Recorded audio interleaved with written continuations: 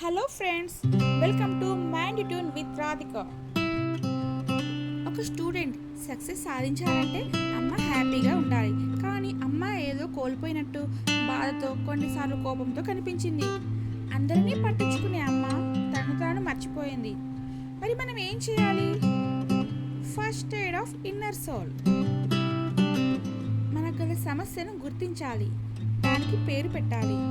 సమస్య వలన కలిగిన మానసిక స్థితి, కోపం, ఆవేశం, బాధ, హృదయ స్పందన పెరగడం, తలనొప్పి లాంటివి గుర్తించాలి.